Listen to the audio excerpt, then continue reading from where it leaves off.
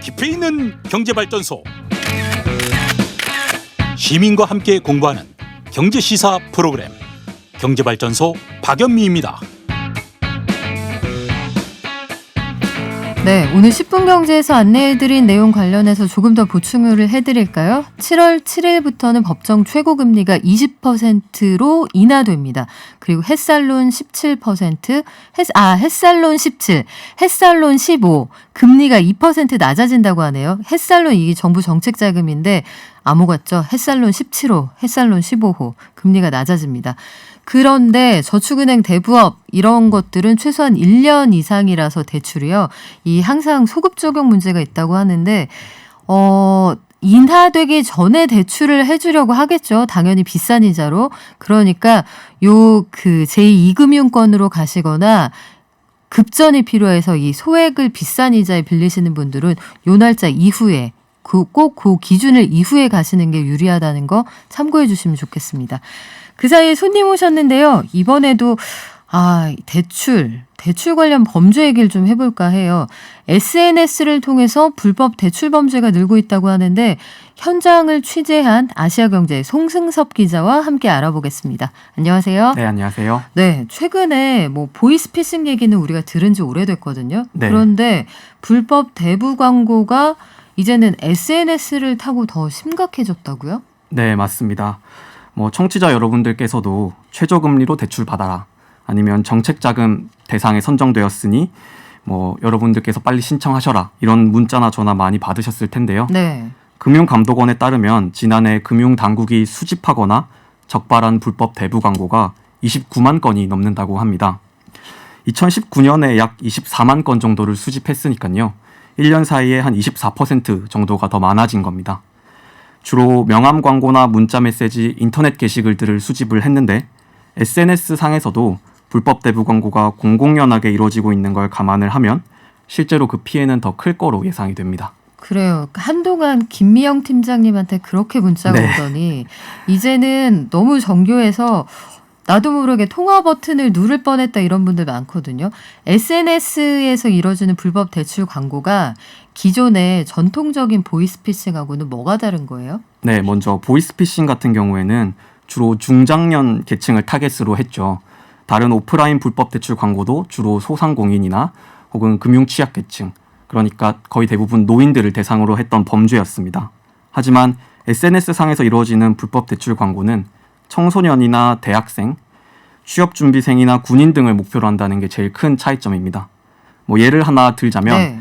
아이돌 굿즈나 게임 아이템 구매 비용을 내가 빌려줄 테니 한 10만 원 정도만 소액으로 대출 받아라 라고 접근하는 이른바 델입 영업이 굉장히 대표적이에요. 델입이요? 네, 대리입금이라는 뜻입니다. 대리입금. 네.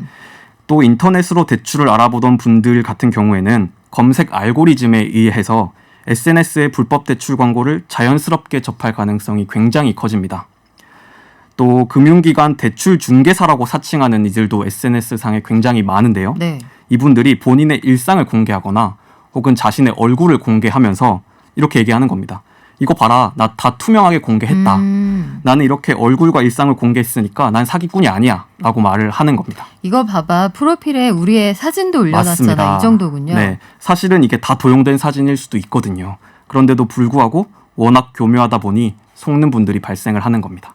그런데 이게 SNS의 불법 대출 광고가 이렇게 많습니다. 우리가 전해드릴 정도면 관련 감독기관이 모를 리가 없단 말이에요. 맞습니다. 버젓이 영업을 하고 있는데 왜 못 잡죠? 정말 간단하게 말씀을 드리면 너무 많은 데 비해서 단속하는 데 시간이 오래 걸리기 때문에 그렇습니다. 가령 불법 대출인 걸 확인했다고 해서 무작정 번호를 이용 중지하거나 게시글을 삭제할 수 없거든요. 일일이 확인 절차를 다 거쳐야 합니다. 네. 그리고 만약 그것이 불법 대출인 걸 확인이 됐다 하더라도 금융감독원에서는 번호를 중지하거나 게시글을 삭제할 권한을 가지고 있지 않습니다. 의뢰를 해야 해요. 어디다가요? 번호 이용 중지 같은 경우에는 과학기술정보통신부가 소관을 하고 있고, 또 게시글 삭제 같은 경우에는 방송통신심의위원회가 소관을 하고 있기 때문에 이 의뢰하는 절차에 또 시간이 걸립니다. 그러면은 만약에 불법 대출 광고가 SNS에 버젓이 나돌고 있는데 내가 이걸 인지해서 신고를 했다. 금융감독원에. 네. 그러면 금융감독원이 할 수 있는 일은 뭐예요? 당장 할 수 있는 일은? 그것이 불법 대출인지 확인하는 과정을 금융당국에서 하고 있는 겁니다. 여기서 확인을 하고 이게 확인이 되면 그 정보통신부로 전화해서 이쪽에 조치를 의뢰하는 거죠. 조치를 의뢰해서 그 번호 막아주세요 하고 네. 내용 삭제는 또 다른 기관이 하고 네, 방송통신심의위원회가 또 게시글을 삭제할 수 있습니다. 요거는 한 군데서 원스톱으로 해줘야 될 것 같은데 그러면 피해를 입으신 분들은 구제받을 수 있는 방법이 있어요? 이렇게 됐을 때? 네. 우선요. 1차적으로 불법 대출에 휘말리지 않는 게 가장 중요합니다. 먼저 금융회사 명의로 전화나 문자 메시지가 왔다. 그러면 99% 그냥 사기라고 생각하시면 가장 좋습니다. 우리가 잘 아는 금융기관이나 혹은 검찰, 경찰 혹은 국정원은 절대로 대출 영업을 전화나 문자로 하지 않고요. 바빠요. 그리고. 네. 네. 그다음에 개인정보나 출금 이체 요구는 너무 당연하지만 절대 하지 않습니다.